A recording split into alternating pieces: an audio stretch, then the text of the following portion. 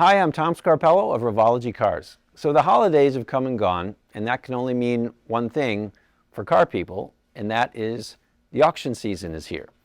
So you might have been thinking about placing an order for a Revology Mustang or Shelby GT, but you just can't wait the 6 months that it takes for the car to be built and delivered to you, and you absolutely have to have something now, so you're going to go out to the auction. Well, we understand, and we would like to help. So we've created this public service video to give you some insight into the things that we would look for if we were going to buy a Restomod at auction.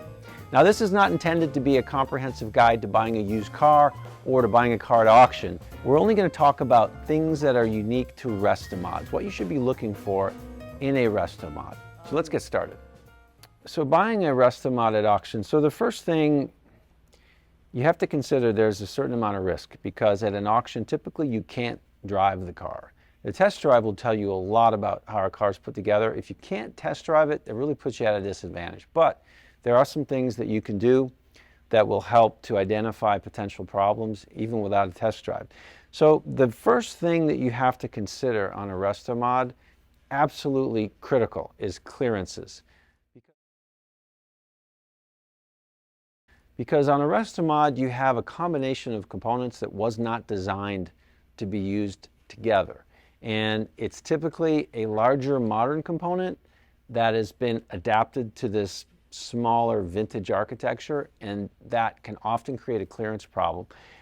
When you consider the engine bay of a Restomod, we'll use this Revology Shelby GT as an example.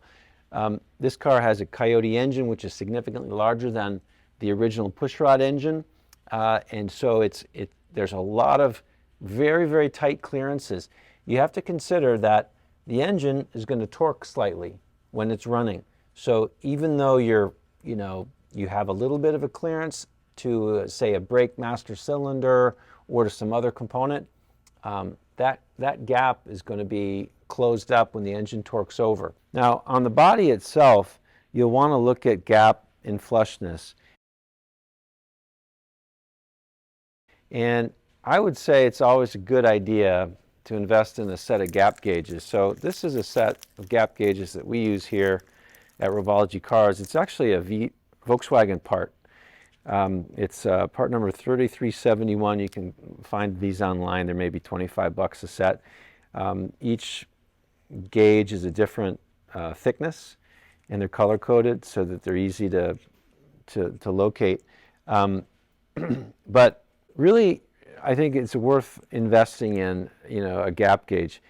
Take your, for example, your 4mm gap gauge, which would be, a standard that we would use for a door gap, and you want to check it all the way down and just make sure you've got a consistent gap.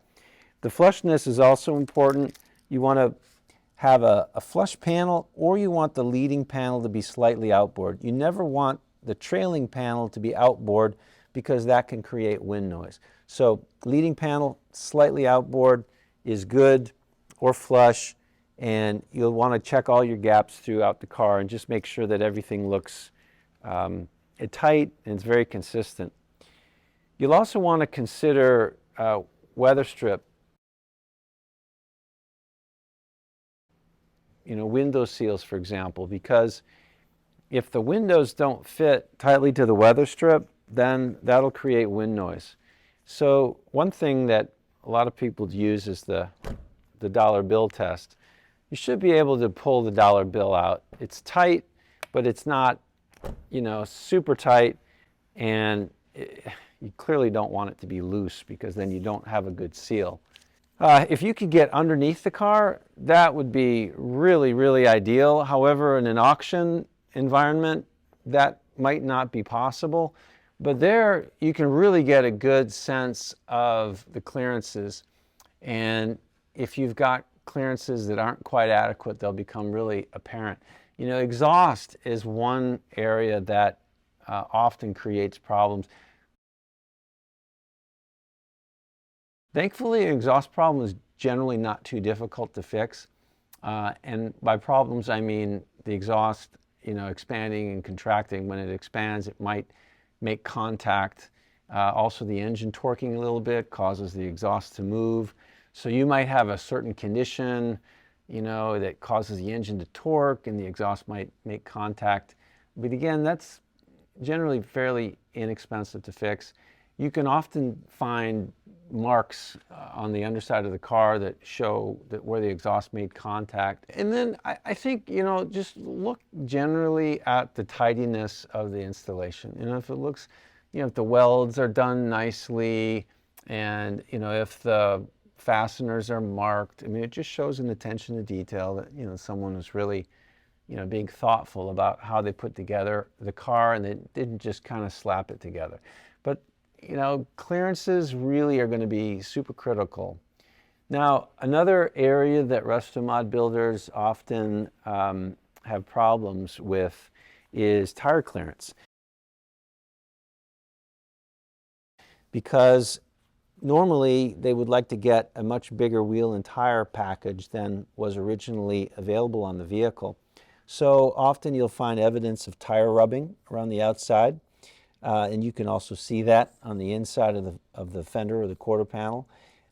Also look at the inside of the wheel well because the tire could rub on the inside as well.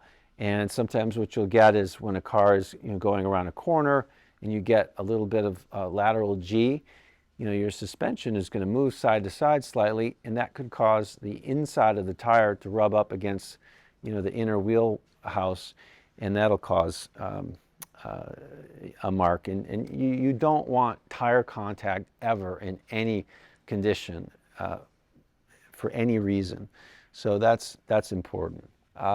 Paint. Paint is an area that's really important because it can be extremely expensive to repair. Now, what I would really recommend watching out for is any car that is recently repainted or recently restored or recently built, because that could be a flipper. Someone is just doing some work to it, making it look good just to sell it. And the auction is a great place to do that because the seller has no obligation. There's no warranty, there's nothing. So it's purely buyer beware. So if you're going into that kind of environment, you have to be extremely careful of what you're buying. And the paint is really tricky because 95% of the work in the paint, or maybe 90% of the work in the paint, is all the prep before you actually lay down the color and the clear coat. And if that prep is not done perfectly, you can have problems with the paint finish. So one thing that I would recommend you check for very carefully is any evidence of off-gassing in the paint.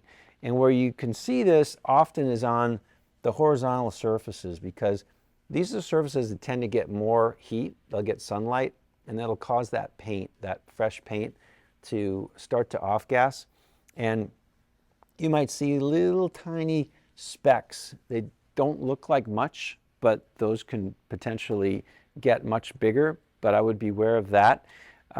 Another area to look for is on any edge, because what happens is when people are doing body work and they're sanding and they go on that edge, it's really easy to go down through the filler or through the primer and the filler and actually go to the metal.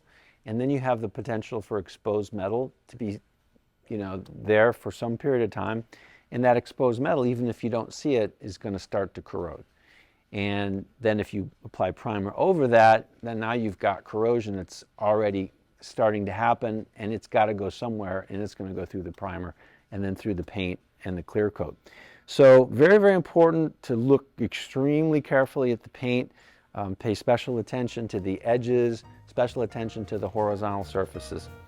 But those are really kind of the key things to look for. We hope this was helpful. Good luck. Happy hunting.